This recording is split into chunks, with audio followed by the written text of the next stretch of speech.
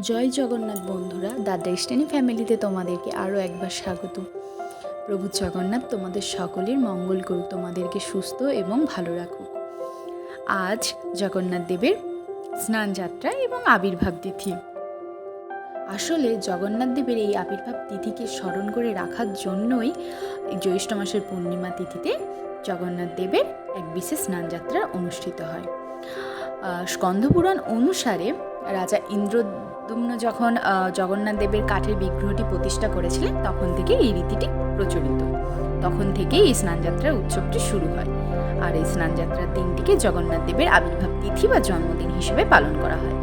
স্নানযাত্রার আগের দিন জগন্নাথ, বলরাম, সুভদ্রা এবং সুদর্শন দেবকে বেদি থেকে বিশেষভাবে তৈরি করা স্নান বেদিতে নিয়ে আসা হয় স্নান মণ্ডপে।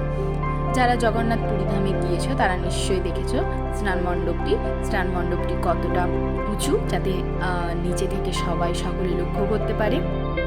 এবং এই বিশেষ দিনে এইখানে তোমরা দেখো, লক্ষ্য করো কত সুন্দরভাবে ফুল দিয়ে সুসজ্জিত করেছে এবং বিভিন্ন ধরনের তোরণ, পতাকা ও গাছের চিত্রকল্প আঁকা তারা সজ্জিত করা হয়। আর এই জগন্নাথ, বলরাম ও সুভদ্রা দেবীর বিগ্রহকেও ফুল দিয়ে সাজানো হয়। দেখো তোমরা লক্ষ্য করো, কি দুর্দান্ত লাগছে, কত মায়াবী সুন্দর লাগছে জগন্নাথ, বলরাম এবং সুভদ্রাকে। দুর্দান্ত অপূর্ব সুন্দর লাগছে। আর তারপর এই ধূপ অর্পণ করা হয়। স্নানের জন্য সোনার তৈরি এক কুয়ো থেকে জল আনা হয় জগন্নাথ দেবের জন্য। আর এই জল আনার সময় তোমরা লক্ষ্য করলে একটু আগে পুরোহিতরা, দেখবে তোমরা লক্ষ্য করেছো হয়তো, পুরোহিতরা তাদের মুখ কাপড় দিয়ে ঢেকে রাখে, যাতে ওই জলের মধ্যে তাদের মুখ মিশ্রিত কোনো কিছু বা নিঃশ্বাসের দ্বারা ওই জল যাতে দূষিত না হয়ে যায়, তার জন্য মুখে কাপড় দিয়ে ঢেকে রাখেন। আর স্নান মহোৎসবের পূর্বে জগন্নাথ, বলরাম এবং সুভদ্রা দেবীকে তোমরা দেখো, লক্ষ্য করো, এক লাল কালারের কাপড় দিয়ে আবৃত করা হয়। আর কি বলে তোমার ওই লাল ধরনের এক ধরনের পাউডার, সেটা দিয়ে প্রলেপ দেওয়া হয়। তারপর 108টি সোনার পাত্রে করে, সোনা এবং রূপোর পাত্র, বেশিরভাগটাই সোনা আর রূপোর পাত্র তোমরা লক্ষ্য করো, দেখতে পাবে, দিয়ে সেটাতে করে জল নিয়ে আসা হয়। তারপর এই জল দ্বারা অভিষেক করা হয়। তারপর বৈদিক মন্ত্র উচ্চারণ, কীর্তন এবং শঙ্খ বাজানো হয়। আর আজকের দিনটি এতটাই দুর্দান্ত, এতটাই বিশেষ যে জগন্নাথ দেব নিজেও স্নান করলেন। এই একটু আগে তোমরা লক্ষ্য করলে বৃষ্টিতে ভক্তদেরও স্নান করালেন। এতটাই বিশেষ একটা দিন। তারপর সমস্ত কিছু স্নান করার পর জগন্নাথ দেবকে এবং বলরামকে হাতি বেশে সাজানো হয়। আর এই জগন্নাথ দেব নিশ্চয়ই সকলেই তো জানো, এই জগন্নাথ দেব স্নানযাত্রার পরে এক পক্ষকাল দৃশ্যমান থাকেন না। আমরা সকলেই মনে করি যে জগন্নাথ দেবের জ্বর হয়েছে, তার জন্য তিনি রাজবৈদ্যের অধীনে চিকিৎসিত হতে থাকেন। এই পর্বটিকে অনাষাঢ় বা অমাবস্যা পর্ব বলা হয়।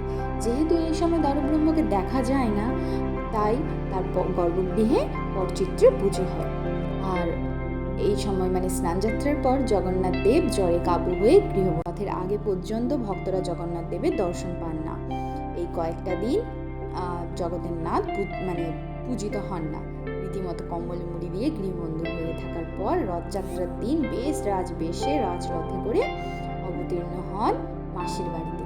কথিত আছে, শ্রী চৈতন্যদেব যখন পুরীতে অবস্থান করতেন, তখন তিনি প্রত্যেক দিন জগন্নাথ দেবের দর্শনে যেতেন। এই অনবসরকালে যখন তিনি জগন্নাথ দেবের সৌন্দর্য থেকে বঞ্চিত থাকতেন, তার দর্শন থেকে বঞ্চিত থাকতেন, তখন তাকে নাকি স্বয়ং ভগবান জানান তিনি অলৌকিক রূপে বিরাজ করছেন ব্রহ্মগিরিতে। শ্রী চৈতন্যদেব ব্রহ্মগিরিতে গিয়ে তখন জগন্নাথ দর্শন করেন। আর আজ শনিবার জগন্নাথ দেবের স্নানযাত্রা।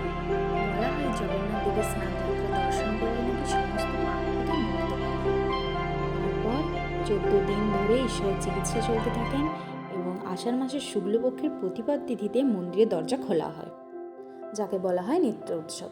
নেত্র উৎসবের পরের দিন অর্থাৎ আষাঢ় মাসের শুক্লপক্ষের দ্বিতীয় দিনে জগন্নাথ দেবের রথযাত্রা শুরু হয়, যেখানে সারা বিশ্বের মানুষ অংশ নিতে আসে। আর এই বছর অনুষ্ঠিত হচ্ছে রথযাত্রা 7ই জুলাই। তো কারা কারা তোমরা আসছো পুরী জগন্নাথ ধামে রথযাত্রা উৎসব দেখতে, কমেন্ট করে অবশ্যই জানাও। প্রেম সে বলো রাধে রাধে, জয় শ্রীকৃষ্ণ। ভগবান শ্রীকৃষ্ণ তোমাদের সকলের মঙ্গল করুক, তোমাদের সকলকে ভালো রাখুক। জয় জগন্নাথ।